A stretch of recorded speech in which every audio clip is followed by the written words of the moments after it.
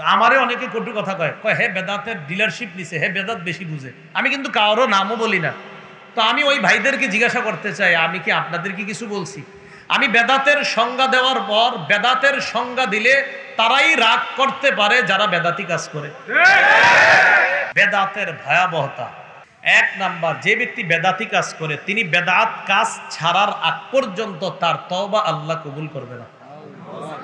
একজনে বেদাতি কাজ চালু রাখছে আর কয় আস্তাগফিরুল্লাহ আস্তাগফিরুল্লাহ আস্তাগফিরুল্লাহ, আল্লাহ মাফ করো, আল্লাহ মাফ করো।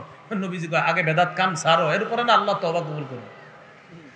قال رسول الله صلى الله عليه وسلم ان الله حجب التوبه عن كل صاحب بدعه حتى يدع بدعته।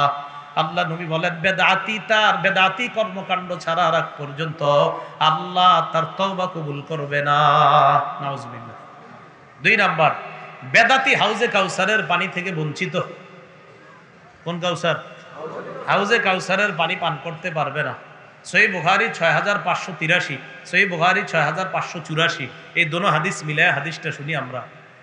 আন সাহাল ইবনে সাদ রাদিয়াল্লাহু তাআলা আনহু قال قال رسول الله صلى الله عليه وسلم انا فرطكم على الحوض। আল্লাহ নবী বলেন আমি হাউজে কাউসারের পারে তোমাদের জন্য দাঁড়িয়ে থাকবো। নবীজি বলেন মান মাররা আলাইয়া শারিবা ওয়া মান শারিবা লাম ইয়াজমা, আমার সামনে দিয়ে যে অতিক্রম করবে হাউজে কাউসারের পানি পান করবে। একবার হাউজে কাউসারের পানি পান করার পর আমার উম্মত আর পিপাসার্ত হবে না। এবার আল্লাহর নবী বলেন সুম্মা লা ইয়ারিদান্না আলাইয়া আকওয়াম, এরপর আমার সামনে একদল মানুষ আসবে আরিফুহুম ওয়া ইয়ারিফুনানি, যাদেরকে আমি চিনি তারাও আমাকে চিনে, আমি চিনি আমারও চিনে, মানে আমি চিনবো, এরা আমার উম্মত, তারাও চিনবে আমি তাদের নবী। মহব্বতের সাথে কথাগুলো শুনেন।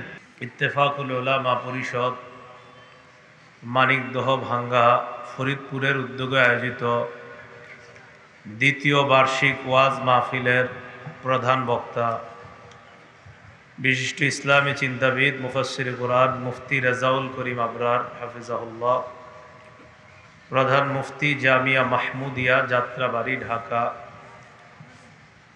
বিশেষ আলোচক মাওলানা মুফতি মনিরুল ইসলাম শরীয়তপুরী ঢাকা। আজকের মাহফিলের সম্মানিত সভাপতি হাফেজ মোহাম্মদ সাইফুল ইসলাম সাহেব, ইমাম ও খতিব মানিকদহ কাচারি জামে মসজিদ। উপস্থিত হযরত উলামায়ে কেরাম, মুসলমান ভাইয়েরা, মাইকের আওয়াজ যত দূর যাচ্ছে, বিভিন্ন জায়গা বিভিন্ন ঘর বাড়িতে অবস্থানরত শ্রদ্ধেয় মা বোনেরা, আল্লাহ পাক রব্বুল আলামিনের দরবারে শুকরিয়া আদায় করছি আল্লাহ আমাদেরকে এই ওয়াজ মাহফিলে উপস্থিত হওয়ার তৌফিক দান করেছেন বলে আলহামদুলিল্লাহ।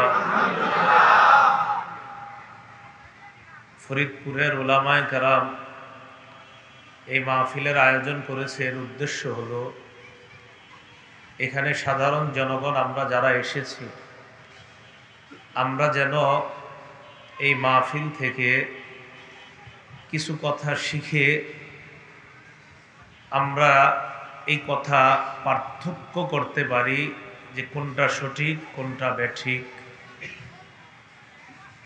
সঠিকগুলো আমরা পালন করার চেষ্টা করব, আর ব্যাঠিক যেই জিনিসগুলো আমরা যদি আগে এগুলা করে থাকি তো এগুলা বর্জন করার চেষ্টা করব, না করে থাকলে আল্লাহর কাছে দোয়া করব ব্যাঠিক এবং ভুল জিনিসগুলো যেন আমাদের মধ্যে না আসা, আল্লাহ যেন আমাদেরকে ভুল থেকে হেফাজত করেন। সূরা আহজাবের 21 নম্বর আয়াতে কারিমা আপনাদের সামনে তেলাওয়াত করলাম। এই আয়াতে আল্লাহ পাক রব্বুল আলামিন বলেন লাকাদ কানা লাকুম ফি রাসূলিল্লাহি উসওয়াতুন হাসানাতুল লিমান কানা ইয়ারজুল্লাহা ওয়াল ইয়াউমাল আখির ওয়া যাকারাল্লাহা কাসীরা। রাসূলুল্লাহ সাল্লাল্লাহু আলাইহি সাল্লামের জীবন আদর্শের মধ্যে, নবীর জীবনীর মধ্যে তোমাদের জন্য রয়েছে উত্তম নমুনা, উত্তম আদর্শ।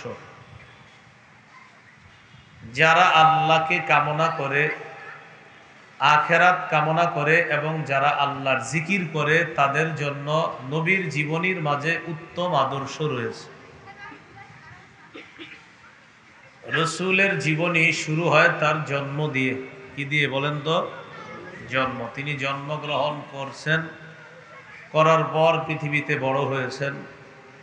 তো তার জন্ম থেকে ইন্তেকাল পর্যন্ত পুরাটাই রাসূলুল্লাহ সাল্লাল্লাহু আলাইহি সাল্লামের জীবন। তো রসুলের জন্ম, এটা দিয়ে তার জীবনের সূচনা। আজকে আপনাদের সামনে আমি শুধু রসুলের জন্ম নিয়ে কিছু কথা বলব। 9টি কথা আপনাদের সামনে পেশ করব। মনোযোগ সহকারে এই 9টি কথা আমরা সকলে মনে রাখবো ইনশাআল্লাহ। 1 নম্বর কথা, ঈদ কাকে বলে? ঈদ করি না আমরা? তো এইটা আমরা প্রথমে জানবো ঈদের অর্থ কি। দ্বিতীয় নম্বরে জানবো ইসলামে ঈদ বলতে কি বুঝায়।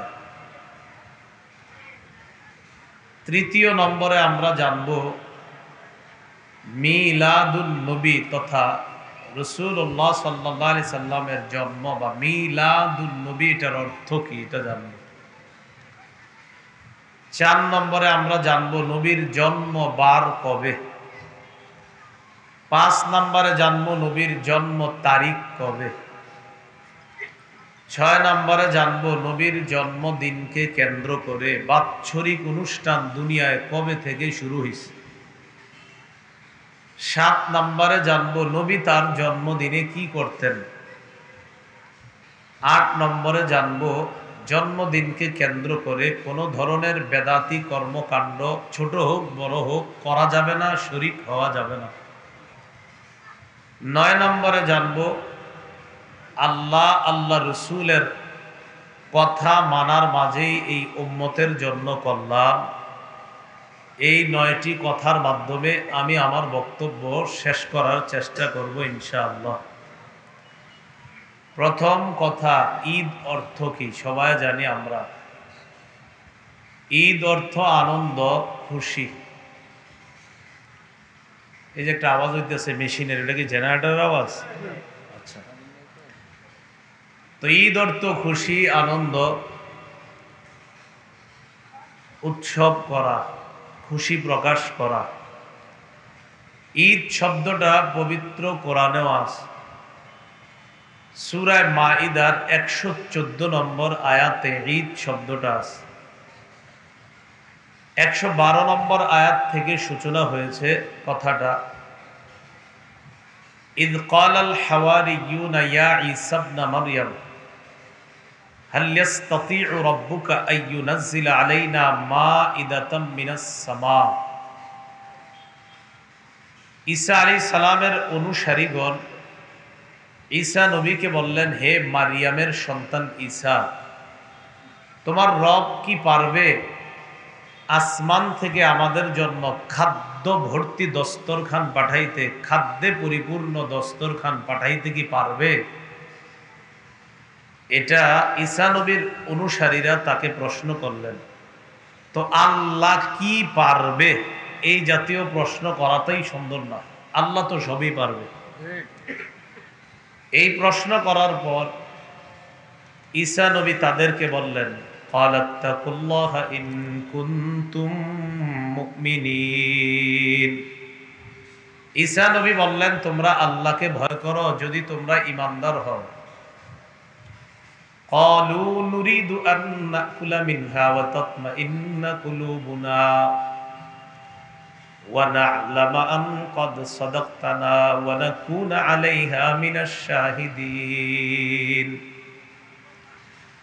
তারা বলল, এই দস্তরখান থেকে আমরা খাবার খেতে চাই। ওয়া তাতমাইন্না কুলুবুনা, আমরা চাই আমাদের অন্তর প্রশান্ত হবে, আশ্বস্ত হবে। ওয়া না'লামা আন ক্বাদ সাদাকতানা, তুমি যে আমাদেরকে সত্য কথা বলছো এটা আমরা জানতে পারবো। ওয়া নাকুনা আলাইহা মিনাশ শাহিদিন, আমরা এই ব্যাপারে সাক্ষী হব, দস্তরখানের খাবার খাওয়ার পর এটার ব্যাপারে আমরাই সাক্ষী হব, আমরা সাক্ষী দিব। ঈসা নবী আল্লাহর কাছে দোয়া করলেন, قال عيسى ابن مريم اللهم ربنا أنزل علينا مائدة من السماء تكون لنا عيدا لأولنا وآخرنا وآية من মারিয়ামের সন্তান ঈসা আলাইহিস সালাম আল্লাহকে বললেন, আল্লাহ আমাদের রব, আপনি আমাদের প্রতি খাদ্যে পরিপূর্ণ দস্তরখান পাঠান, যেটা আমাদের জন্য পূর্বাপর সকলের জন্য ঈদ হবে, উৎসব হবে, আনন্দের কারণ হবে ঈদ। তাহলে কোরআনের এই আয়াতে আমরা ঈদ শব্দটা পাইলাম। দ্বিতীয় আলোচনা আমাদের ঈদ, ইসলামে ঈদ বলতে কি বোঝায়, এই ব্যাপারে আমরা তিনটা বর্ণনা জানব। এক নম্বর বর্ণনা আবু দাউদ শরীফের 1134 নম্বর হাদিস। দ্বিতীয় বর্ণনা আবু দাউদ শরীফের 1148 নম্বর হাদিস। তৃতীয় বর্ণনা সহিহ বুখারীর 963 নম্বর হাদিস। এই তিনটি বর্ণনার মাধ্যমে আমরা জানব ইসলামে ঈদ বলতে কি বোঝায়। বয়ান রেকর্ড করেন, লাইভ দিয়েন না, কেউ ফেসবুকে লাইভ দিয়েন না, এমনি রেকর্ড করেন, লাইভ দিয়েন না। কি কারণে দিবেন না? আছে একটা কারণ, লাইভ দিয়েন না, এমনি রেকর্ড করেন, সমস্যা নেই, লাইভ দিয়েন না। তো ইসলামে ঈদ বলতে কি বোঝায় এই ব্যাপারে আমরা তিনটা বর্ণনা জানব। আবু দাউদ শরীফের 1134 নম্বর হাদিসের বর্ণনা, আনাস রাদিয়াল্লাহু তাআলা আনহুর বর্ণনা। عن أنس بن مالك رضي الله تعالى عنه قال قدم رسول الله صلى الله عليه وسلم المدينة ولهم يومان يلعبون فيهما। রাসূলুল্লাহ সাল্লাল্লাহু আলাইহি সাল্লাম মদিনায় আগমন করলেন। এসে দেখে মদিনার জনগণ নির্দিষ্ট 2 দিনে খেলাধুলা করে, আনন্দ উল্লাস করে। فقال رسول الله صلى الله عليه وسلم ما هذان اليومان। রাসূল তাদেরকে জিজ্ঞাসা করলেন, আচ্ছা এই 2 দিনে তোমরা খেলাধুলা করো কেন, আনন্দ উল্লাস করো কেন? قالوا كنا نلعب فيهما في الجاهلية يا رسول الله। তারা জবাব দিলেন, ওগো আল্লাহর রাসূল, আমরা মূর্খতার যুগে, অন্ধকারের যুগে, জাহিলি যুগে আমরা এই 2 দিনে খেলাধুলা করতাম, অভ্যাসটা এখনো ছাড়তে পারি নাই, তাই এখনো এই 2 দিনে খেলাধুলা করি।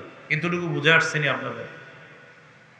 নবীজি বললেন, ইন্নাল্লাহা ক্বাদ আবদালাকুম বিহিমা খায়রাম মিনহুমা ইয়াউমাল আযহা ওয়া ইয়াউমাল ফিতরি। আজকে থেকে এই 2 দিন আর খেলাধুলার কথা ভুলে যাও। এই 2 দিনের পরিবর্তে আরো 1000 গুণ বেশি দামি, উত্তম 2টি দিন আল্লাহ তোমাদেরকে দান করেছেন। ইসলামের গণ্ডির মধ্যে থেকে আল্লাহর শুকরিয়া আদায় করার জন্য, একে অপরের সাথে আনন্দ ভাগাভাগি করার জন্য আল্লাহ তোমাদেরকে জিলহজের 10 তারিখ আর রমজান পরবর্তী, একটা হলো ঈদুল আজহার দিন আর একটা ঈদুল ফিতরের দিন, এই 2টি উত্তম দিন ঈদ হিসাবে তোমাদেরকে দান করছে। তাহলে ইসলামে ঈদ বলতে আমরা কয়টা পাইলাম? আচ্ছা, আবু দাউদ শরীফের 1148 নম্বর হাদিস।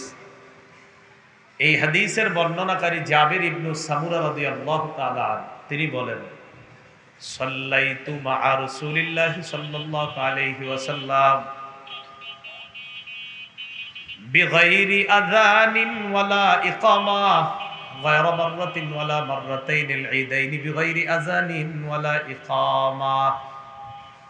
জাবির ইবনে সামুরা বলেন, আমি রাসূলুল্লাহ সাল্লাল্লাহু আলাইহি সাল্লামের সাথে আজান ইকামত ছাড়া একবার দুইবার না, অনেকবার 2 ঈদের নামাজ আদায় করছি।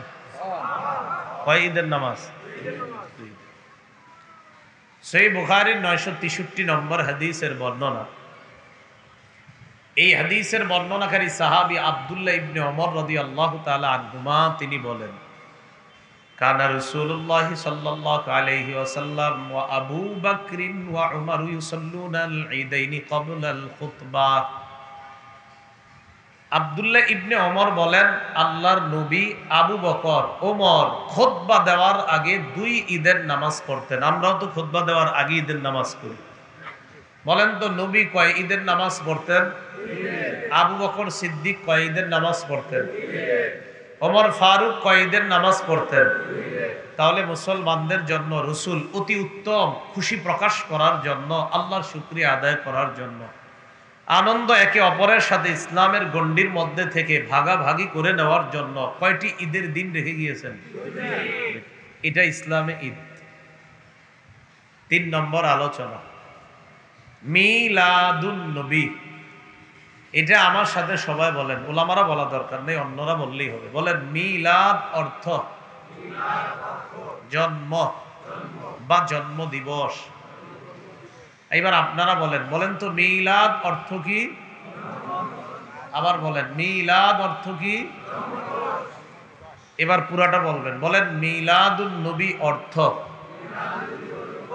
মুহাম্মদ সাল্লাল্লাহু আলাইহি সাল্লামের জন্ম বা জন্ম দিবস। এখন মনে করেন আপনাদেরই ফরিদপুর আমি ঘুরতে আসছি, একজনের সাথে দেখা হয়েছে, তো আমি আপনার মনে করেন এখন এই জায়গায় একজন আছেন, তো আপনারা জিজ্ঞাসা করলাম, আসসালামু আলাইকুম ভাই, ভালো আছেন? আচ্ছা মিলাদুন নবী অর্থ কি একটু বলেন তো। তো আপনারা একজন বলেন তো মিলাদুন নবী অর্থ কি? বুঝেছি, তো এটাই মিলাদুন নবী। বলেন তো এবার সবাই মিলাদুন নবী অর্থ কি? একজনের জন্ম দিবস, মুহাম্মদ সাল্লাল্লাহু আলাইহি সাল্লামের জন্ম বা মুহাম্মদ সাল্লাল্লাহু আলাইহি সাল্লামের জন্ম দিবস। তাহলে মনে করেন প্রত্যেককে আমি জিজ্ঞাসা করলাম মিলাদুন নবী অর্থ কি? বুঝে আসছিনি? মাথায় যেন অন্য কিছু না আসে, এটাই। এই হলো 3 নম্বর। 4 নম্বর, তাহলে রসুলের জন্ম বা জন্ম দিবস বিষয়টা জানলাম, জন্ম দিনটা বারটা কবে এটাও তো জানা দরকার। 4 নম্বর আলোচনা, রসুলের জন্ম বার কবে।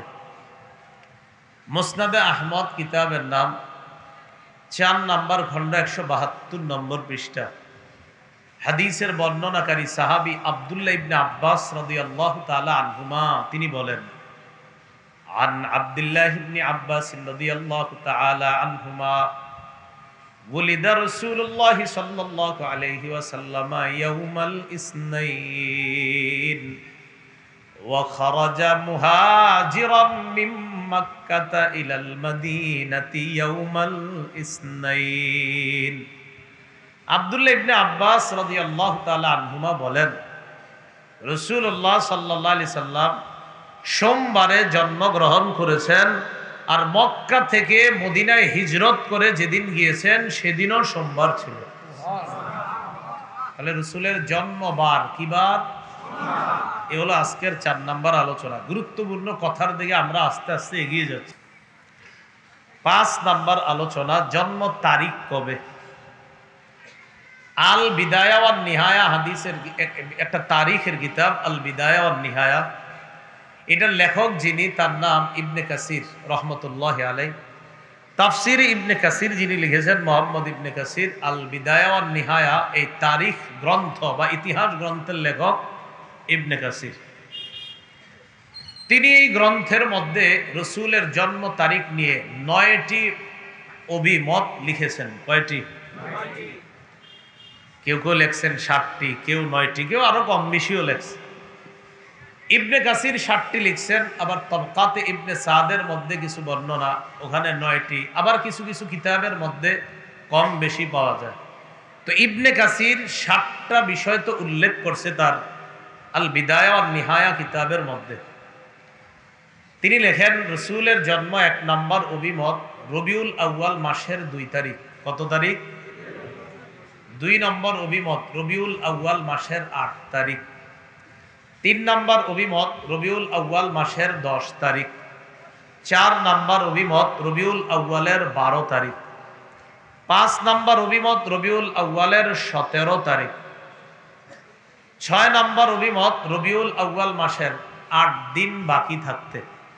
7 নাম্বার অভিমত রমজান মাসের 12 তারিখ। কোন মাস? রবিউল আউয়ালে সবগুলো একটা রমজান। যদিও রবিউল উখরা যেটা আপনার রবিউল আউয়াল আর যেটা রবিউল সানি বলি আমরা ওইটাকে আর কি, তো রবিউল সানিতেও কেউ কেউ জন্মের কথা লিখছেন রসুলের। যাই হোক, এই 7টা অভিমত লেখার পর ইবনে কাসির 4টা অভিমতকে প্রথমেই বিভিন্ন দলিল প্রমাণের মাধ্যমে বিশ্লেষণ করে 7টা থেকে 4টা বাদ দিয়ে দিয়েছেন। তাহলে 7টা থেকে 4টা বাদ দিলে থাকে কয়টা? 2 রবিউল আউয়াল, 8ই রবিউল আউয়াল, 12ই রবিউল আউয়াল। তাহলে উনি যে 4টা বাদ দিয়ে 3টা রাখছেন, 1 নাম্বার 2 তারিখ, দ্বিতীয় নাম্বার হলো 8 তারিখ, তৃতীয় নাম্বার হলো 12 তারিখ। 2 রবিউল আউয়াল নবীর জন্ম যিনি বলেছেন, বর্ণনাটা এমন, ওলিদা রাসূলুল্লাহ সাল্লাল্লাহু আলাইহি ওয়াসাল্লাম ইয়াউমাল ইসনাইন লিলাইলাতা খালাতা মিন শাহরি রবিউল আউয়াল। আল্লাহ নবীর জন্ম রবিউল আউয়াল মাসের 2 তারিখে। কোন মাস? রবিউল আউয়ালের 2 তারিখ। সূত্র কারে কয়? কেউ আপনি এই কথা কাটতে শুনছেন, কয় দক্ষিণ পাড়ার আব্দুর রহমান কাছে। হে কাটতে শুনছে, কয় উত্তর পাড়ার আব্দুর রহিমের কাছে। এটারে কয় সূত্র। বলেন এটার কি কয়? সূত্রের আরবি হলো সনদ। সূত্রের আরবি কি? এটা মুখস্থ রাখা লাগবে না, খালি সূত্র এদ্দুর মুখস্থ রাখেন। রবিউল আউয়ালের 2 তারিখে রসুলের জন্ম, এটা বর্ণনা যিনি করছেন তার নাম ওয়াকিদি। কি নাম? এই ওয়াকিদি যার থেকে বর্ণনা করছে, কিও ওয়াকিদি আপনি কার থেকে করছেন? তো ওয়াকিদি কয় আমি আবু মাশার থেকে বর্ণনা করছি। তো ওয়াকিদি নামে যিনি বর্ণনা করছে রসুলের জন্ম 2 রবিউল আউয়াল, এই ওয়াকিদির ব্যাপারে বুখারী শরীফের ব্যাখ্যা গ্রন্থ ফাথুল বারী যিনি লেখছেন, তিনি বলেছেন ওয়াকিদি নবীজির জন্ম 2 তারিখ বলছে, যেহেতু সূত্রে ওয়াকিদি আছে মাতরুকুন মাআসিআতি ইলমিহি, এই ওয়াকিদির অনেক বিদ্যা, অনেক এলেম, তার এলেম অনেক প্রশস্ত, এর পরেও তার কথা গ্রহণযোগ্য না, কারণ সে বর্ণনার ক্ষেত্রে উলট পালট করে ফেলে। তো ইবনে হাজার আসকালানি বলেন রসুলের জন্ম 2 তারিখে, এই সূত্রে একজন লোক আছে যিনি বলছে 2 তারিখে, লোকটার নাম ওয়াকিদি। ওয়াকিদি থাকার কারণে এই বর্ণনাটি গ্রহণ করা যাবে না। কেন? ওয়াকিদির অনেক বিদ্যা, কিন্তু বর্ণনা উলট পালট করে, তাই 2 তারিখের কথাটি গ্রহণযোগ্য না। তাহলে 2 রবিউল আউয়াল নবীর জন্ম, এই কথাটি গ্রহণযোগ্য হারিয়ে ফেলছে, গ্রহণযোগ্যতা হারিয়ে ফেলছে। কেন? সূত্রে একজন লোক আছে, তার এলেম অনেক, কিন্তু তিনি বর্ণনায় উল্টা পাল্টা করে। তাহলে এই 2 নাম্বার 2 তারিখে রসুলের জন্ম, এই কথাটি বাদ হয়ে গেল। রইল 2টা অভিমত, 8 এবং 12। 8 তারিখে নবীর জন্ম, এই কথার প্রবক্তা যারা, তাদের দলিলের মূল ভিত্তি হলো ইমামুল মাগাজি মুহাম্মদ ইবনে ইসহাক রহমতুল্লাহি আলাই, তিনি বলেছেন কানা মাউলিদুহু সাল্লাল্লাহু আলাইহি ওয়াসাল্লাম আমাল ফিল। আল্লাহ রসুলের জন্ম হস্তি বাহিনী কাবায় যেই বছর হামলা চালাইছে ওই বছর। কি বাহিনী? হস্তি বাহিনী। আলাম তারা কাইফা ফাআলা রাব্বুকা বিআসহাবিল ফিল। হাবিব, আপনি কি দেখেননি আপনার রব হাতি বাহিনীর সাথে কেমন আচরণ করেছে? ওই হস্তি বাহিনী, যেই হস্তি বাহিনী নিয়ে ইয়ামানের বাদশাহ আব্রাহা এসেছিল কাবা ধ্বংস করার জন্য। মুগাম্মাস নামক একটা জায়গা আছে, কি নাম? মুগাম্মাস। এটা হারামের একদম কাছাকাছি একটা জায়গা। এখানে আসার পর সমুদ্রের দিক থেকে আল্লাহ পাক রব্বুল আলামিন একদল পাখি পাঠায়া দিছে, প্রত্যেকের ঠোঁটের নিচে 3টা করে পাথর, এই পাথর দিয়া পাখিগুলা পাঠায়া দিছে। আর পাখিরা আইসা এক একজন 3টা করে পাথর মারছে।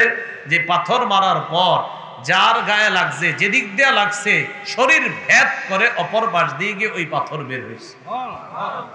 ওই পাখিগুলা আল্লাহ পাঠাইছিলেন। ওলামা হজরতরা বললেন না, অন্যরা বলেন পাখিগুলার নাম জানি কি? না, আবাবিল নামে কোনো পাখি নাই। এর লেগে বলাইছি যাতে আপনাদের এই ভুল ভাঙ্গে। আবাবিল পাখির নাম, এটা কে কইছে? হ্যাঁ, আবাবিল কোনো পাখির নাম না, এটা মনে রেখেন। কেমনে যে ওই দিন দেখে এক সংগঠনের নাম আবাবিল সংগঠন, আমি কই কেন রাখছেন? ওই যে পাখি, আমি আমনে করে কে কইছি পাখির নাম আবাবিল? হ্যাঁ, যাই হোক, ছোটবেলা থেকে ভুল শুনছেন। মাহফিল কেন দিছে প্রথম না বললাম, ওলামারা মাহফিল করছে এই জন্য, ভুল থাকলে সংশোধন করবেন। ওয়ারসালা আলাইহিম, আল্লাহ তাদের উপর প্রেরণ করলেন তৈরন পাখি, আবাবিল জামাআতিন জামাআতিন, দলে দলে পাখি প্রেরণ করলেন। আবাবিল মানে ঝাঁকে ঝাঁকে, দলে দলে। এই আবাবিল মানে কি? ওই ঝাঁকে ঝাঁকে আর কই দলে দলে নাম বানায় দিছেন আবাবিল। হ্যাঁ,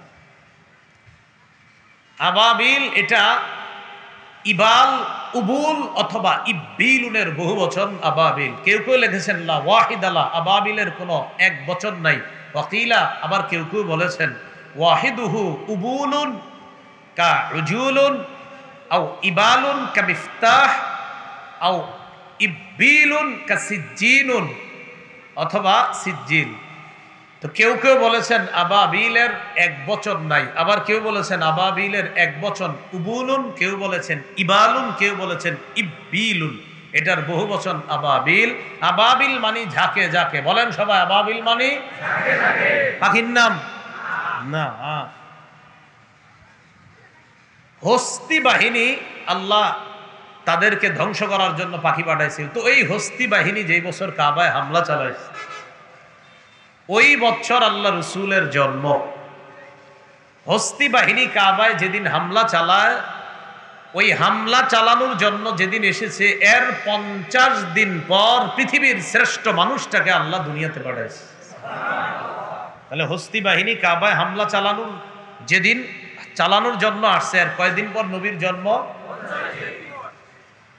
এখন আপনারাই তারিখটা বের করে ফেলতেন সহজে। হস্তি বাহিনী কাবায় হামলা চালিয়েছে মুহররম মাসের 13 দিন বাকি থাকতে। কোন মাসের? মুহররমের 13 দিন ধরেন। পরের মাসের নাম সফর। সফর মাসের 29 দিন ধরেন। 29 আর 13 হয় 42। কত হয়? 42-এর পরে 50 মিলাইতে দরকার আর কয়দিন? 8 দিন। সফর মাসের পরের মাসের নাম কি?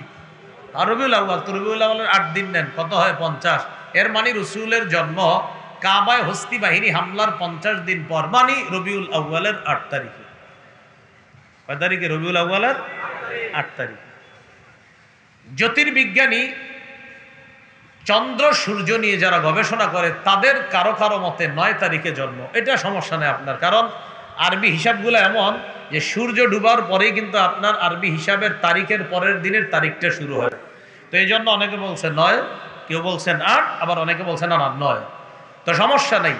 বিদগ্ধ বিচক্ষণ ওলামায়ে কেরামের নিকট, বলে মনে করেন, বিদগ্ধ বিচক্ষণ গবেষক আলেমদের নিকট নবীর জন্ম 8ই রবিউল আউয়াল অথবা 9ই রবিউল আউয়াল, এই অভিমতটি বিশুদ্ধ। এই অভিমতটি কি? বিশুদ্ধ গবেষক আলেমদের কাছে 8 বা 9। বাকি রইল 12ই রবিউল আউয়াল। বলেন কোনটা? তাহলে 8 বা 9 তারিখ নবীর জন্ম, এটা নিকট বিশুদ্ধ। 12ই রবিউল আউয়াল নবীর জন্ম, এই কথাটি প্রসিদ্ধ। বলেন কি বললাম? আগেরটা বললাম বিশুদ্ধ, আর এটা বললাম কি? প্রসিদ্ধ। হ্যাঁ, প্রসিদ্ধ। এই কথাটি প্রসিদ্ধ কেন?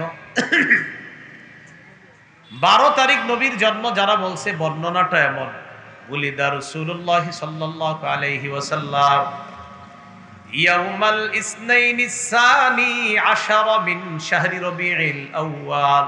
আল্লাহ নবীর জন্ম রবিউল আউয়াল মাসের 12 তারিখ। কয় তারিখ?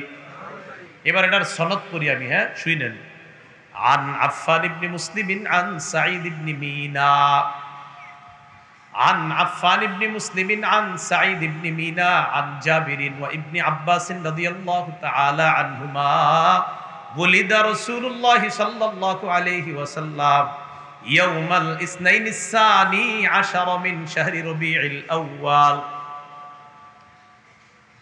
সাঈদ থেকে বর্ণনা, তার থেকে বর্ণনা করেছে তার ছাত্র আফফান।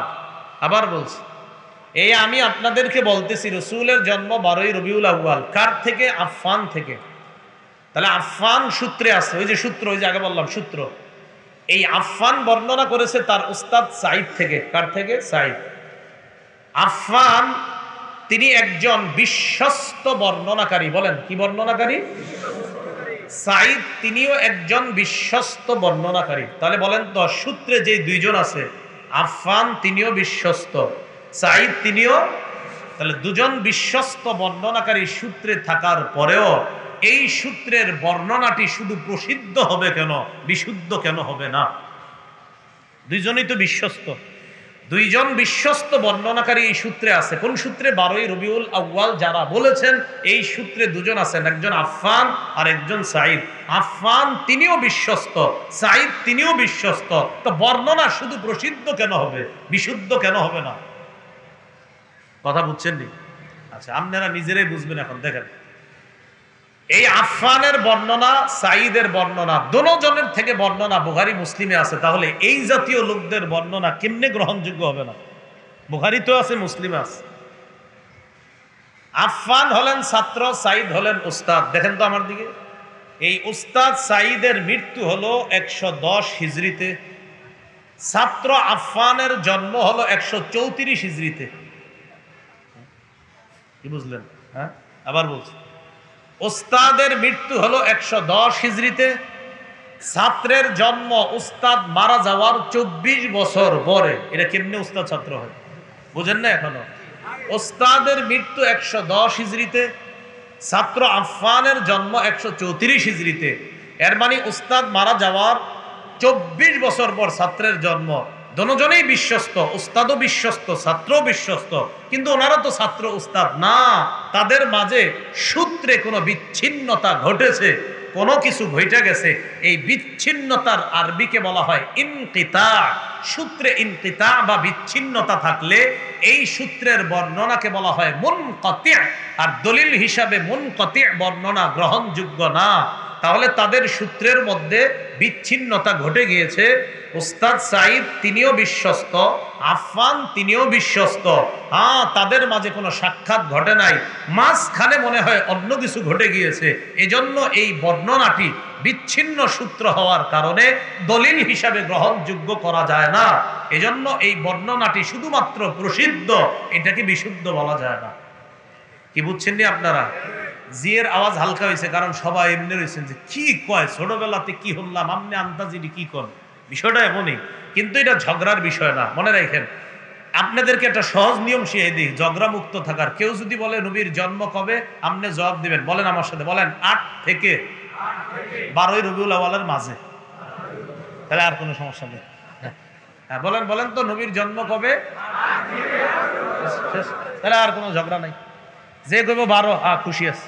যে 8, হেও খুশি আছে। যে 9, তিনিও খুশি আছে। তা আপনি বুদ্ধি করে কি করবেন? ভাই নবীর জন্ম কবে? আপনি বলবেন 8 থেকে 12ই রবিউল আউয়ালের মাঝে। শেষ। এমনি করবেন 8 থেকে 12ই রবিউল আউয়ালের মাঝের কোনো এক সোমবারে। এটা নিশ্চিত, সোমবারে নিশ্চিত। তো 8 থেকে 12ই রবিউল আউয়ালের মাঝের কোনো এক সোমবারে আল্লাহ রাসূলের জন্ম। এটা কখন? যদি কেউ ঝগড়া লাগতে চায়, ঝগড়া কিন্তু করা যাবে না। এটা শুধুমাত্র একটা অভিমত। আল্লাহ ঝগড়া থেকে আমাদেরকে মুক্ত থাকার তৌফিক দান করেন। আমিন। এ হলো 5 নাম্বার কথা। 6 নাম্বার কথা, নবীর জন্মদিনকে কেন্দ্র করে বাৎসরিক অনুষ্ঠান শুরু হলো কবে থেকে? আমি প্রথমে বলবো, এরপর আপনাদেরকে বলাবো। খালি প্রথমটা শোনেন। ইরাক দেশে মসুল শহরে বাদশা আবু সাঈদ আবুল খাত্তাব নামক জনৈক হুজুরের মাধ্যমে 604 হিজরিতে সর্বপ্রথম রসুলের জন্মদিনকে কেন্দ্র করে বাৎসরিক অনুষ্ঠানের সূচনা করেছেন। আবার বলছি, ইরাক দেশে মসুল শহরে বাদশাহ আবু সাঈদ মুজাফফর কাউকারি পুরাটা আপনাকে মুখস্থ রাখতে হবে না, শুধু বাদশাহ আবু সাঈদ মনে রাখেন। তার মৃত্যু 630 হিজরিতে। জনৈক হুজুর নাম আবুল খাত্তাব, পুরা নাম ওমর ইবনে দিহিয়া, মৃত্যু 633 হিজরিতে। তার মাধ্যমে 604 হিজরিতে সর্বপ্রথম রাসূলুল্লাহ সাল্লাল্লাহু আলাইহি সাল্লামের জন্মদিনকে কেন্দ্র করে বাৎসরিক অনুষ্ঠানের সূচনা করেছেন। এবার বলেন তো দেশটার নাম মনে থাকবে নি? কোন দেশ? শহরের নাম মসুল। কি শহর? মসুল শহর। বাদশার নাম? হুজুরা কইেন না, অন্যদের কি কইতে, আপনারা তো পারবেন। হ্যাঁ, বাদশার নাম? হুজুরের নাম, যে হুজুর এটা শুরু করছে, আবুল খাত্তাব। কি নাম? আবুল খাত্তাব ওমর ইবনে দিহিয়া। পুরাটা যদি পারেন আর কি, আবুল খাত্তাব। আর তারিখটা খালি মনে রাখবেন, কত হিজরি? 604 হিজরি। বলেন কত হিজরি? 4। এবার শোনেন, আবুল খাত্তাব নামক যেই হুজুরটা আছে, তার ব্যাপারে লিসানুল মিজান নামক কিতাবে ইবনে হাজার আসকালানী রহমতুল্লাহি আলাইহি লিখেছেন, কাসীরুল ওয়াকিআতি ফিল আইম্মাতি ওয়াস সালাফ মিনাল উলামা। এই হুজুরটার পূর্ববর্তী আলেমদের ব্যাপারে, ইমামদের ব্যাপারে জঘন্য ভাষা ব্যবহার করতে। বলেন নাউজুবিল্লাহ। খবিসুল লিসান, তার মুখের ভাষা ছিল অশ্লীল। শাদীদুল কিবরি, প্রচন্ড টাইপের অহংকারী ছিল। মুতাহাবিনান, লোকটা অলস টাইপের ছিল আর অহংকারী ছিল। জাযাকাল্লাহ। লাগবে না, লাগবে না হযরত, এটা কেউ মাথায় দেয় তো আমার পায়ের নিচে দিন না। হ্যাঁ, নিয়ে যান। হ্যাঁ, বালিশ মাথায় দেয় না, এটা পায়ের জন্যই। এটা তো মাথায় দেয়। নিয়ে যান, নিয়ে যান। লাগবে না, লাগবে না, লাগবে না, লাগবে না, আমার লাগবে না। জান, আমার একটু কষ্ট করি, সমস্যা কিন্তু মাথায় দেয়। হ্যাঁ, আচ্ছা আচ্ছা। আর না, এটাও লাগবে না। জাযাকাল্লাহ। আরে আমার কষ্ট হচ্ছে না, ঠিক আছে। আলহামদুলিল্লাহ, আপনাদেরকে জাযাকাল্লাহ। রাসূলুল্লাহ সাল্লাল্লাহু আলাইহি ওয়াসাল্লাম, যেটা বলতেছিলাম, একজন ওমর আবুল খাত্তাব ওমর ইবনে দিহিয়া, তার ব্যাপারে লিসানুল মিজান নামক কিতাবে ইবনে হাজার আসকালানী রহমতুল্লাহি আলাইহি লিখেছেন, এই লোকটার ভাষা অশ্লীল ছিল আর লোকটা পূর্ববর্তী ইমামদের ব্যাপারে খারাপ ভাষা ব্যবহার করত। লোকটা প্রচন্ড টাইপের অহংকারী ছিল। ওলামায়ে কেরাম সহ এখানে আপনারাও আছেন, মনে রাখেন, বর্তমান যুগে দেখবেন এই মাইকের সামনে অনেক মানুষরা অনেক প্রশংসার দাবিদার রাখে, এমন ব্যক্তিবর্গরা মাইকের সামনে বসে যখন আহলে হক ওলামায়ে কেরামদের বিরোধিতা দলিল দিয়ে না পারে, সর্বশেষ মুখের ভাষা অশ্লীল করে, এই ভাষাটা অশ্লীল ব্যবহার করে, এটাকেই শেষ অস্ত্র হিসাবে ব্যবহার করে। আমাদের বাংলাদেশের অবিসংবাদিত আলেমে দ্বীন আল্লামা আহমদ শফি রহমতুল্লাহি আলাইহি সহ তাদের নাম ধরে ধরে দেখবেন, দলিলে যখন না পারে তাদের নাম নিয়ে নিয়ে অশ্লীল অশ্রাব্য ভাষা আহলে হক আলেমদের ব্যাপারে তারা ব্যবহার করে। এটার কারণ কি? কারণ হলো বেদাত আবিষ্কারক যে হযরত, ওই হযরতের মুখের ভাষা ছিল অশ্লীল।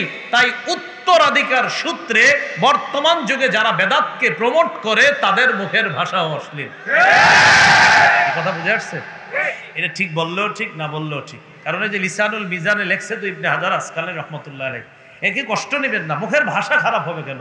মাইকের সামনে আমি আপনাদের সামনে এতক্ষণ বললাম, প্রত্যেকটা কথায় দলিল দিচ্ছি, তো এখানে ভাষাটা খারাপ করতে হবে কেন বলেন? আল্লাহ আমাদেরকে হেফাজত করে, তাহলে অশ্লীল ভাষী আমরা হব না। তো 6 নাম্বার আমরা জানলাম, রাসূলুল্লাহ সাল্লাল্লাহু আলাইহি সাল্লামের জন্মদিনকে কেন্দ্র করে বাৎসরিক অনুষ্ঠান সূচনা হয় কোন দেশে, কোন শহরে? বাদশার নাম আবু সাইদ। আর যে হুজুরিরা শুরু করছে আবুল খাত্তাব ওমর ইবনে দিহিয়া। পুরোটা মনে রাখতে হবে না একটু। কয় হিজরিতে? 604। এবার 7 নাম্বার আলোচনা, বলেন আমার সাথে, আমরা নবীর জন্মদিনে সে আমল করার চেষ্টা করব যেই আমল নবীজি তার জন্মদিনে করেছেন।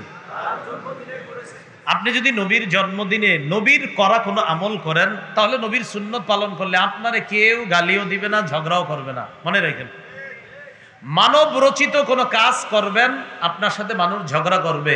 আমার হাবিবের কোনো সুন্নত পালন করবেন, কেউ আপনার সাথে ঝগড়া করবে না। তাহলে আমরা এখন জানবো যে হুজুর নবীর জন্মদিনে কি করতে, এটা একটু জানি। মুসলিম শরীফের 1162 নম্বর হাদিস। এই হাদিসটা মাদ্রাসা পাঠ্যপুস্তক অনুসারে এবং আন্তর্জাতিক নাম্বার অনুসারে 1162, মোট হাদিস সংখ্যা হবে 3033টা। আপনাদের মোবাইল যাদের অ্যাপস চালান হাদিসের, এই মুসলিম শরীফটা মিলবে না হাদিসের অ্যাপসের সাথে। আপনাদের হাদিসের অ্যাপস যেটা আছে এটার মধ্যে আছে মুসলিম শরীফের হাদিস সংখ্যা মোট 7453টা, এটা মিলবে না। বুখারীর যে দলিল দিছি এটা মিলবে, আবু দাউদও মিলবে, অন্যান্য হাদিসের গুলা মিলবে, মুসলিম শরীফটা শুধু মিলবে না কেন?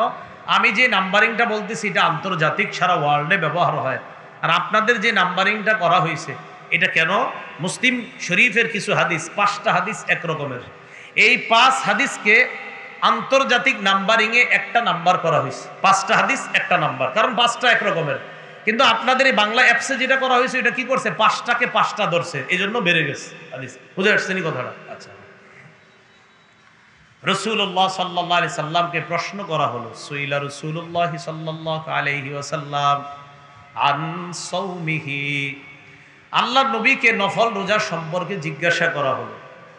ফাগাদিবা রাসূলুল্লাহ সাল্লাল্লাহু আলাইহি ওয়াসাল্লাম, নবী রাগ করলেন, নফল রোজার প্রশ্ন করাতে রাগ করলেন। নবীজি বেশি প্রশ্ন পছন্দ করতেন না, একটু রাগ করছে। ফাকালা উমর ইবনুল খাত্তাব রাদিয়াল্লাহু তাআলা আন, ওমর ইবনুল খাত্তাব 4টা বাক্য বললেন আল্লাহর নবীর রাগ দেইখা। কয়টা বাক্য? আমি প্রত্যেকটা বাক্য বলবো, অনুবাদ করব, সাথে সাথে আপনারা পড়বেন আলহামদুলিল্লাহ। হ্যাঁ, 1 নাম্বার, রদিনা বিল্লাহি রব্বা, আমরা আল্লাহকে রব হিসাবে পেয়ে খুশি। 2 নাম্বার, রবিল ইসলামি দীনা, আমরা ইসলামকে ধর্ম হিসাবে পেয়ে খুশি। 3 নাম্বার, রবি মুহাম্মাদিন রাসূলা, আমরা মুহাম্মদ সাল্লাল্লাহু আলাইহি ওয়াসাল্লামকে রাসূল হিসাবে পেয়ে খুশি। 4 নাম্বার, ওয়াবি বাইআতিনা বাইআতান, আমরা আল্লাহর নবীর সাথে বায়াত গ্রহণ করেছি, যেই বায়াত, এই বায়াতেও আমরা খুশি। আলহামদুলিল্লাহ। তাহলে এগুলাতে আমরা খুশি। এগুলা বলার পর নবীজির অবস্থা ওই রাগের চেয়ে একটু স্বাভাবিক হয়েছে, একটু রাগ হয়ে গেছে, একটু স্বাভাবিক হয়ে গেছে। এবার রাসূলকে 7টা প্রশ্ন করা হলো। কয়টা? সুইলা আন সাওমিদ দাহরি, 1 নাম্বার প্রশ্ন, ইয়া রাসূলুল্লাহ, কোন ব্যক্তি যদি সারা বছর রোজা রাখে তার ব্যাপারে আপনার কাছে জানতে চাই। একটা লোক সারা বছর নফল রোজা রাখে। ফাকালা রাসূলুল্লাহ সাল্লাল্লাহু আলাইহি ওয়াসাল্লাম লা সামা ওয়ালা আফতারা, নবীজি বললেন এই লোকটা রোজা রাখেও নাই, রোজাহীন থাকেও নাই। একটা লোক সারা বছর নফল রোজা রাখে, রাসূল নাজায়েজ বলেন নাই, বলছে এই লোকটা রোজা রাখেও নি, রোজাহীন থাকেও নি। এর মানে রাসূল এই রোজার প্রতি উৎসাহিত করেন নাই, এটা উৎসাহ দেন নাই যে সারা বছর রোজা রাখতে হবে, এটা উৎসাহ করেন নাই। 2 নাম্বার, ওয়াসুইলা আন সাওমি ইয়াউমাইনি ওয়া ইফতারি ইয়াউম, ইয়া রাসূলুল্লাহ, কেউ যদি 2 দিন রোজা রাখে, 1 দিন গ্যাপ দেয়, তার ব্যাপারে আপনার কাছে জানতে চাই। 2 দিন রোজা, 1 দিন গ্যাপ, মাসে কয়টা হয়? 20টা রোজা, 10 দিন গ্যাপ। 2 দিন রোজা, 1 দিন গ্যাপ, 2 দিন রোজা, 1 দিন গ্যাপ, তাহলে কয়টা হয় মাসে? 20টা রোজা, 1 দিন গ্যাপ।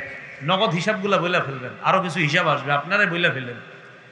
এই ব্যাপারে জানার পর নবীজি সাল্লাল্লাহু আলাইহি সাল্লাম বললেন, ওয়া মাইয়ুতিকু যালিকা, 2 দিন রোজা, 1 দিন গ্যাপ, এই জাতীয় রোজা রাখার সাধ্য আছে কার? এর মানে এই রোজাটা অনেকে রাখতে যদিও পারে, নবীজি বললেন এটা তো সবাই রাখা কষ্টকর, এর মানে এটা রাখার প্রতিও রাসূল উৎসাহ দেন নাই, এটার প্রতিও উৎসাহিত করেন নাই, নাজায়েজও বলেন নাই, বাকি বলছে এটা রাখার সাধ্য আছে কার? 3 নাম্বার, ওয়াসুইলা আন সাওমি ইয়াউমিন ওয়া ইফতারি ইয়াউমাইন, ইয়া রাসূলুল্লাহ, কেউ যদি 1 দিন রোজা রাখে, 2 দিন গ্যাপ দেয়, তার ব্যাপারে আপনার কাছে জানতে চাই। মাসে রোজা কয়টা? 10টা। গ্যাপ কয়টা হয়? 20টা। নবীজি বললেন, লাইতা লাউ কাওয়ানাল্লাহু লিযালিক, হ্যাঁ, এটা কত সুন্দর, আল্লাহ যদি আমাদের সবাইকে এই রোজা রাখার শক্তি দান করতেন, কতই না ভালো হতো। তার মানে 3 নাম্বার প্রশ্নে নফল রোজার ব্যাপারে যে জিজ্ঞাসাটা, এটা রাসূল সাল্লাল্লাহু আলাইহি সাল্লাম খুব পছন্দ করলেন আর বললেন এই জাতীয় রোজা রাখার ক্ষমতা যদি আল্লাহ আমাদেরকে দান করতেন তাহলে কতই না ভালো হতো। তাহলে পছন্দ করলেন কোনটা? 1 দিন রোজা, 2 দিন গ্যাপ, এটা রাসূল পছন্দ করছে। 4, ওয়াসুইলা আন সাওমি ইয়াউমিন ওয়া ইফতারি ইয়াউম, ইয়া রাসূলুল্লাহ, কেউ যদি 1 দিন রোজা রাখে, 1 দিন গ্যাপ দেয়, তার ব্যাপারে আপনার কাছে জানতে চাই।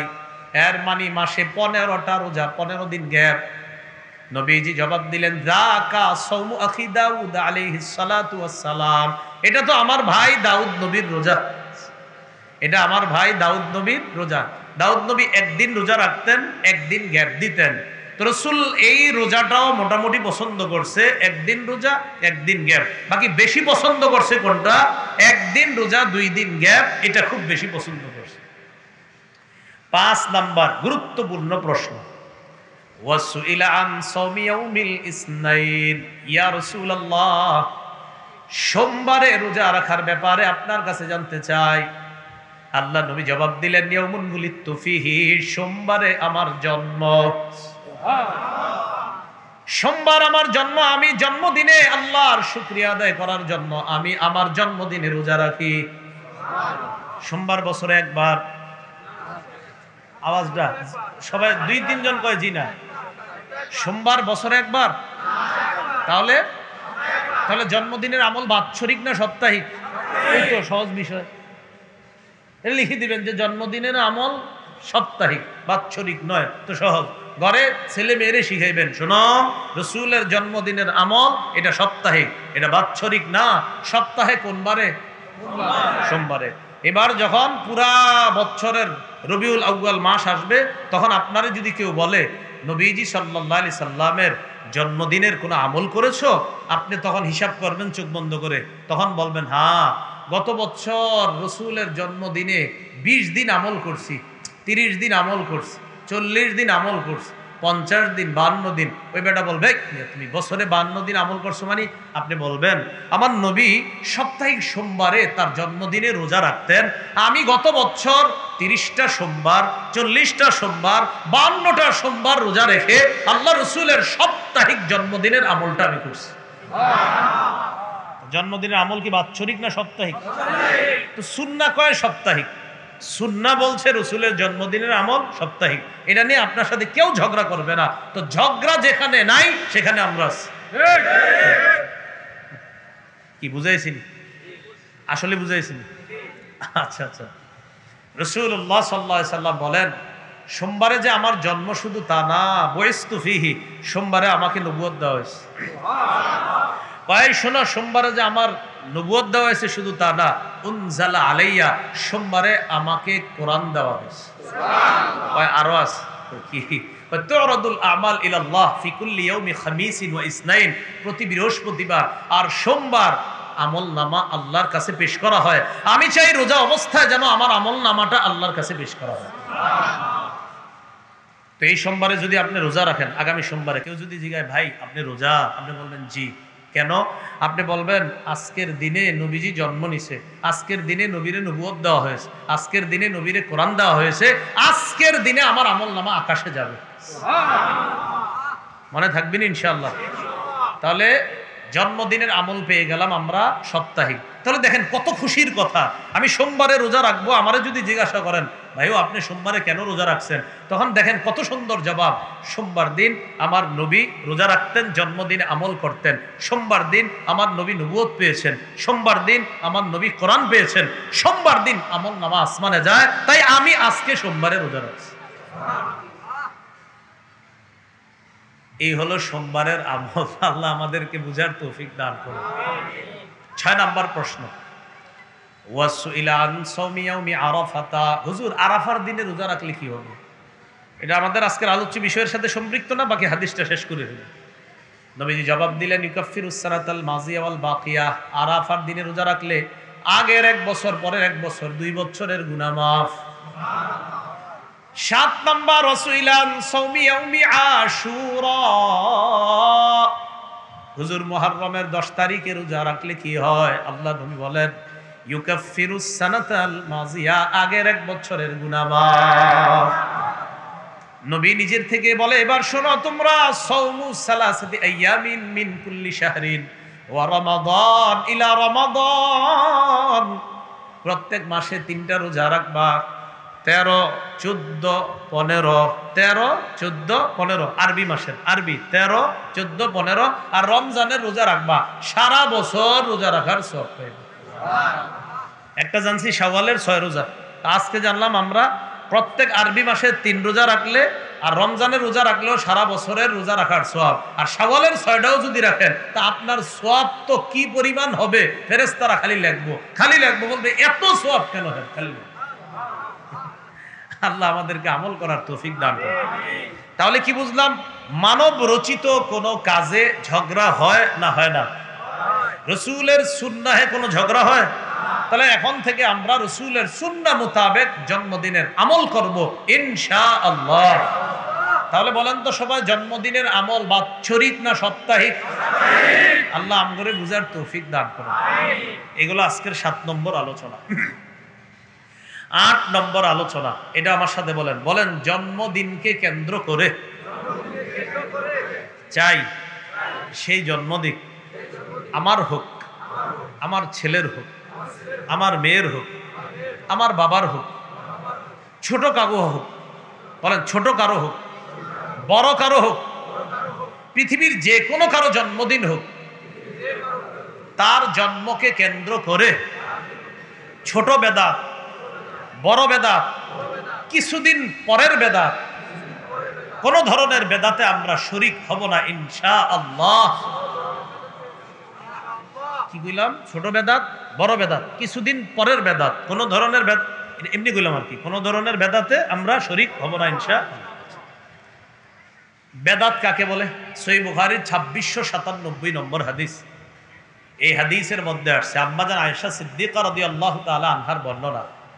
قال رسول الله صلى الله عليه وسلم من احدث في امرنا هذا ما ليس فيه فهو رد। আল্লাহ নবী বলেন, আমাদের এই কমপ্লিট ধর্মের মধ্যে, কি বললাম? আমাদের এই পূর্ণ দ্বীনের মধ্যে, আমাদের এই পূর্ণ দ্বীনের মধ্যে কেউ যদি ইবাদতের নামে সওয়াবের আশায় নতুন কিছু আবিষ্কার করে, ফাহুয়া রদ্দুন, সেটা প্রত্যাখ্যান করা হবে। সূরা মাইদার 3 নম্বর আয়াতে আল্লাহ আরাফার দিনে নবীর উপর নাজিল করে বলেন, আল-ইয়াউমা আকমালতু লাকুম দীনাকুম, আমি আজ তোমাদের জন্য তোমাদের ধর্ম পরিপূর্ণ করে দিলাম। ইমাম মালিক বলেন, মান ইবতাদা ফিল ইসলামি বিদআতান ইয়ারাহা হাসানা ফাকাদ জামা আন্না মুহাম্মাদান কাদ খানা রিসালা। কেউ যদি ইসলামের মধ্যে বেদাত আবিষ্কার করে, চালু করে, আর যদি সে এটারে উত্তম মনে করে, এটারে যদি উত্তম, অনেকে বলে হুজুর এটা করলে দিলে ভালো লাগে, হুজুর এটা করলে খুব ভালো লাগে। ইমাম মালিক বলেন, বেদাতি কাজ কেউ কইরা যদি কয় আমার খুব ভালো লাগে, এর মানে সে বলতে চায় মুহাম্মদ সাল্লাল্লাহু আলাইহি সাল্লাম তার রিসালাত, নবুয়তের দায়িত্ব পালনে ত্রুটি করে রেখে গিয়েছে, হযরতে আসছে নতুন করে ইসলাম পূর্ণ করতে। ইমাম মালিক বলে, তুমি নতুন কাজ করলা, নতুন ইবাদত চালু করে বললা এটা করলে ভালো লাগে। ইমাম মালিক তার মানে নবীজি কাজটা রাইখা গেছে, তুমি এটা পুরা করছো। আপনারা বলেন, আমাদের নবীজি ইসলাম কি পরিপূর্ণ রেখে গিয়েছেন কিনা? ইমাম মালিক কয়, মিয়া তুমি নতুন একটা কাম চালু করলা আর এটারে উত্তম মনে করলা, এর মানে তুমি বলতে চাও মুহাম্মদ সাল্লাল্লাহু আলাইহি সাল্লাম পুরা করে যেতে পারে নাই, তুমি আসছো পুরা করতে। আল্লাহ আমাদেরকে বেদাত থেকে বাঁচার তৌফিক দান করেন। আমি বেদাত নিয়ে আলোচনা করি যখন, অনেকে আমাকে আমি সাধারণত আপনারা জানেন আমি কটু কথা কখনো ব্যবহার করি না, তো আমারে অনেকে কটু কথা কয় হে বেদাতের ডিলারশিপ নিছে, হে বেদাত বেশি বুঝে। আমি কিন্তু কারো নামও বলি না। তো আমি ওই ভাইদেরকে জিজ্ঞাসা করতে চাই, আমি কি আপনাদেরকে কিছু বলছি? আমি বেদাতের সংজ্ঞা দেওয়ার পর, বেদাতের সংজ্ঞা দিলে তারাই রাগ করতে পারে যারা বেদাতি কাজ করে। এখন এক ভাই কয় আপনি কি বেদাত বেশি বুঝেন মনে করেন? আমি বললাম, আমি বেদাতের যে সংজ্ঞা দিয়েছি ওই সংজ্ঞার আলোকে আপনি বলেন, আপনি কি বেদাতি কাজ করেন? যদি বলেন হ্যাঁ, তো ওয়াজ আপনারই করছি। যদি বলেন না, তাহলে তো আপনার কোনো সমস্যা নেই। আমাকে লেখে কয় বেশি বুঝে বেদাত। তো আমি বললাম, এক জায়গায় বললাম, ভাইজান আমি বেশি বুঝি বেদাত বিষয়টা তেমন না, আমি তো সংজ্ঞা দিয়েছি, আপনি বেদাত কাজ করেন কিনা সেটা বলেন। তো চিন্তা করে যদি বলে হ্যাঁ, আমি বলবো তো ওয়াজ তো আপনাকেই করছি। যদি বলে না, আমি বলবো তো আপনার সমস্যাই নেই। তো আমি ওনাকে সহজ করে বললাম, যদি বলেন বেদাতের সংজ্ঞা দেওয়ার পর আপনি আমাকে যদি বলেন এটা আপনাকে বলেছি, আপনি কি বেদাত কাজ করেন? উনি বলে না না না না, আমি বলতে তো আপনাকে বলিনি। যদি আপনি বেদাতি কাজ করেন সেটা আপনাকেই বলছি, যদি আপনি না করেন এটা আপনাকে বলিনি। তাহলে বেদাতের এই সংজ্ঞা প্রত্যেক ওই ব্যক্তির উপরে লাগবে যে বেদাতি কাজ করে। আল্লাহ আমাদেরকে বুঝার তৌফিক দান করেন। বেদাতের ভয়াবহতা, 1 নাম্বার, যে ব্যক্তি বেদাতি কাজ করে তিনি বেদাত কাজ ছাড়ার আগ পর্যন্ত তার তওবা আল্লাহ কবুল করবে না। একজনে বেদাতি কাজ চালু রাখছে আর কয় আস্তাগফিরুল্লাহ আস্তাগফিরুল্লাহ আস্তাগফিরুল্লাহ, আল্লাহ মাফ করো, আল্লাহ মাফ করো। নবীজি কয় আগে বেদাত কাম ছাড়ো, এরপরে না আল্লাহ তওবা কবুল করবে। قال رسول الله صلى الله عليه وسلم إن الله حجب التوبة عن كل صاحب بدعة حتى يدع بدعته। আল্লাহ নবী বলেন বেদাতি তার বেদাতি কর্মকাণ্ড ছাড়ার আগ পর্যন্ত আল্লাহ তার তওবা কবুল করবে না। নাউজুবিল্লাহ। 2 নাম্বার, বেদাতি হাউজে কাউসারের পানি থেকে বঞ্চিত। কোন কাউসার? হাউজে কাউসারের পানি পান করতে পারবে না। সহিহ বুখারী 6583, সহিহ বুখারী 6584, এই দোনো হাদিস মিলায় হাদিসটা শুনি আমরা। আন সাহাল ইবনে সাদ রাদিয়াল্লাহু তাআলা আনহু قال قال رسول الله صلى الله عليه وسلم انا فرطكم على الحوض। আল্লাহ নবী বলেন আমি হাউজে কাউসারের পারে তোমাদের জন্য দাঁড়িয়ে থাকবো। নবীজি বলেন মান মাররা আলাইয়া শারিবা ওয়া মান শারিবা লাম ইয়াজমা, আমার সামনে দিয়ে যে অতিক্রম করবে হাউজে কাউসারের পানি পান করবে। একবার হাউজে কাউসারের পানি পান করার পর আমার উম্মত আর পিপাসার্ত হবে না। এবার আল্লাহর নবী বলেন সুম্মা লা ইয়ারিদান্না আলাইয়া আকওয়াম, এরপর আমার সামনে একদল মানুষ আসবে আরিফুহুম ওয়া ইয়ারিফুনানি, যাদেরকে আমি চিনি তারাও আমাকে চিনে, আমি চিনি আমারও চিনে, মানে আমি চিনবো এরা আমার উম্মত, তারাও চিনবে আমি তাদের নবী। মহব্বতের সাথে কথাগুলো শুনেন। তো নবীজি বলেন আমি আমার উম্মতরে পানি পান করাবো। ইউহালু বাইনি ওয়া বাইনাহুম, হঠাৎ দেখি আমার আর তাদের মাঝে পর্দা পড়ে যাবে, প্রতিবন্ধক সৃষ্টি করা হবে। অন্য বর্ণনা ইউখতালাজুল আবদু মিনহুম, ফেরেশতারা এবার ধাক্কায় সরায় দিবে, যাও তুমি যাও, যাও এখান থেকে যাও। নবীজি আল্লাহকে বলবে আল্লাহ এই তো আমার উম্মত, এর ভাগাই দিচ্ছে কেন ফেরেশতারা? আল্লাহ জবাব দিবে ইন্নাকা লা তাদরি মা আহদাসু বা'দাকা, হাবিব আপনি জানেন না, আপনি দুনিয়া থেকে বিদায় নিয়ে আসার পর এরা ইসলামের মধ্যে নতুন নতুন কত বেদাত চালু করছে, এটা আপনার জানা নাই। হাউজে কাউসার পান করাতে পারবেন না। যেই কোনো বেদাতি আপনার উম্মতের মাঝে যদি আজকে ঢুকে যায় ফেরেশতারা তাকেই তাড়িয়ে দিবে। রাসূলুল্লাহ সাল্লাল্লাহু আলাইহি সাল্লাম তখন বলেন সুহকান সুহকান লিমান গায়্যারা দীনি, তিনি বলবেন আমার সামনে থেকে দূর হও, যারা আমার দিন পরিবর্তন করে দিয়েছো তাদের চেহারাও আমি দেখতে চাই না। যেই নবী কাউসার পান করাইতে চাইলেন সেই নবী বেদাতের কথা জানার পর বলবে আমার সামনে থেকে দূর হও, চেহারা দেখতে চাই না। কিসের হাউজে কাউসারের পানি পান করাবো, যাও। তাহলে বেদাতি হাউজে কাউসার থেকে বঞ্চিত। ভাই মহব্বতের সাথে বলি আল্লাহর হস্তে বেদাত কাজ করেন না। আলেমদের কাছে যান, এলাকার ইমাম খতিব মাদ্রাসাগুলাতে যান, এখনো গিয়ে বলেন হুজুর বেদাত কি, আসলে হুজুর কি বুঝাইতে চাইতেছে আরো বুঝান আমগরে। বেদাতি কাজ করেন না, আকীদা অশুদ্ধ নিয়ে কবরে যাবেন, বিশ্বাস করেন বিপদে পড়ে যাবেন। আমি চাই আমি আজকে আপনাদের যাদের সামনে বসলাম আল্লাহ যেন সবার সাথে জান্নাতে দেখা করায় দেন। একটা কথাও বিশ্বাস করেন আক্রমণাত্মক হিংসাত্মক বলি নাই, শুধু এতটুকু বলছি আকীদায় কোনো বেদাতি কুফর শিরকি আকীদা রাখবেন না, আল্লাহ হেফাজত করেন। 3 নাম্বার ক্ষতি, বেদাতির উপর আল্লাহর অভিশাপ, ফেরেশতাদের অভিশাপ, সারা দুনিয়ার সকল মানুষের অভিশাপ। সহিহ বুখারীর বর্ণনা 3172 3172 নম্বর হাদিস। এই হাদিসের মধ্যে আসছে ক্বালা রাসূলুল্লাহ সাল্লাল্লাহু আলাইহি ওয়াসাল্লাম মান আহদাসা হাদাসান আও আওয়া ফিহা মুহদিসা, কেউ যদি বেদাতি কাজ করে অথবা কোনো বেদাতিকে আশ্রয় দেয় বেদাত চালু করার জন্য, বুঝছেন? এক তো নিজে বেদাতি করেন, আরেকটা লোক কাউরে সুযোগ করে দিচ্ছেন। আপনার 10 বিঘা জমি আছে, 1 বিঘা ছাইরা দিচ্ছেন, হযরত আপনি এই জায়গায় খানকা বানায়া বেদাত সাপ্লাই দেন, এরকম জায়গা করে দিচ্ছেন। নবীজি বলেন কেউ যদি নিজে বেদাত করে অথবা কোনো বেদাতিকে আশ্রয় প্রশ্রয় দেয় বেদাতি কাজ সাপ্লাই করার জন্য, ফালাইহি লানাতুল্লাহ, তার উপর আল্লাহর অভিশাপ, ওয়াল মালাইকা, ফেরেশতাদের অভিশাপ, ওয়ান নাসি আজমাইন, গোটা দুনিয়ার সব মানুষের অভিশাপ। বেদাত বলেন বেদাত কাজ করব না, বেদাতিকে প্রশ্রয় দিব না ইনশাআল্লাহ। 4 নাম্বার, বেদাতির সর্বশেষ পরিণতি জাহান্নাম। আবু দাউদ শরীফের 4607 নম্বর হাদিস, নাসাই শরীফের 1578 নম্বর হাদিস। এই দুইটা হাদিস মিলিয়ে পুরাটা হাদিস শুনেন। রাসূলুল্লাহ সাল্লাল্লাহু আলাইহি সাল্লাম বলেন ইয়াকুম ওয়াল মুহদাসাত ওয়া ফি রিওয়ায়া ইয়াকুম ওয়া মুহদাসাতিল উমুর, তোমরা ইসলামের মধ্যে ইবাদতের নামে নতুন নতুন জিনিস আবিষ্কার করা থেকে বাঁচো। ফাইন্না কুল্লা মুহদাসাতিন বিদআ, প্রত্যেক নতুন আবিষ্কার বিদআত, ওয়া কুল্লু বিদআতিন দালালা, প্রত্যেক বেদাত হলো পথভ্রষ্টতা, ওয়া কুল্লু দালালাতিন ফিন্নার, প্রত্যেক পথভ্রষ্টতার ঠিকানা জাহান্নাম। আমাদের অনেক অবুঝ ভাইয়ারা প্রশ্ন করেন, হুজুর আপনি যে মাইকের সামনে বসছেন এটাও তো বেদাত, আপনি যে লাইটের সামনে বসছেন এটাও বেদাত। এই অবুঝ প্রশ্নটা অনেকের মাথায় হয়তো এখনো আসবে। শোনেন, আজকের এই মাইকটা যদি না থাকে আপনারা নামাজ কি ছেড়ে দিবেন? ছেড়ে দিবেন? আচ্ছা, এই মাইক না থাকলে দাওয়াত ও তাবলীগের সাথী ভাইয়েরা কি মুখে গাশতের আদব ইমান ইকিনের কথা আলোচনা করে না? লাইট না থাকলে মসজিদে কারা কারা যাইবেন না আজকে থেকে?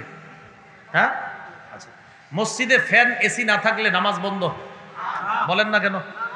মনে করেন এই দেশে ঘোষণা হলো আগামী 15 দিন কোনো এক কারণে বিদ্যুৎ থাকবে না, এখন এই 15 দিনকে আমরা নামাজ ছেড়ে দিব? তাহলে লাইট, ফ্যান, এসি ইত্যাদি এইগুলা আমাদের নামাজ পড়া না পড়ার সাথে সম্পর্ক না। এগুলা থাকলে ভালো, না থাকলে কোনো সমস্যা নাই। এবাদত আমরা ছাড়বো না। লাইট ফ্যানের সম্পর্ক এবাদতের সাথে না। লাইট ফ্যান হলে ভালো, না হলে কোনো সমস্যা নাই। এবাদতের সম্পর্কের মধ্যে যদি কেউ বেদাত ঢুকায়, কেউ যদি কোনো বিষয় চালু করে বলে এটা করলে সওয়াব হবে, এই জন্য এই এবাদতটা চালু করলাম নতুন করে, এটা হলো বেদাত। তাহলে বলেন তো, এবাদতের সাথে লাইট ফ্যান মিলানো এটা কি বোকামি কিনা? এবাদতের সাথে মিলায় লাইট ফ্যান, এটাও তো বেদাত। আর আপনাদেরকে একটা বুদ্ধি শিখাই, কেউ যদি আপনারে বলে এই বেটা তোরা যে মসজিদে ফ্যানের নিচে নামাজ পড়ো সেটাও বেদাত, আপনি কইবেন যে আমি যদি ফ্যানের নিচে নামাজ না পড়ি তুই বেদাত ছাড়বি নি, দেখো আপনি কইবেন।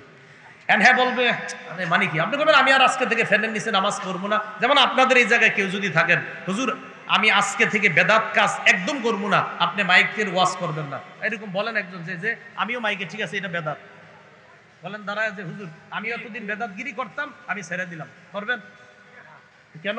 এটি হলো ফালতু কথা। কেউ যদি আপনাদেরকে বলে যে মসজিদের এসি ফ্যান লাইট বেদাত, আপনি কইবেন আমার সাথে মসজিদে চলো, ধাওইরা হাতে নিয়ে বলবেন এসিটাও বন্ধ করবেন, লাইটটাও বন্ধ করবেন, ফ্যানটা বন্ধ করে রাখবেন, আল্লাহু আকবার, এই যে দেখো লাইট ফ্যান এসি ছাড়া নামাজ পড়ছি, তুমিও বেদাত ছাড়ো। অদ্ভুত যত যুক্তি। তাহলে বলেন এগুলা কি ইবাদতের সাথে সম্পর্ক? এই মাইক কি আপনার 200-300 বছর আগেরই ছিল?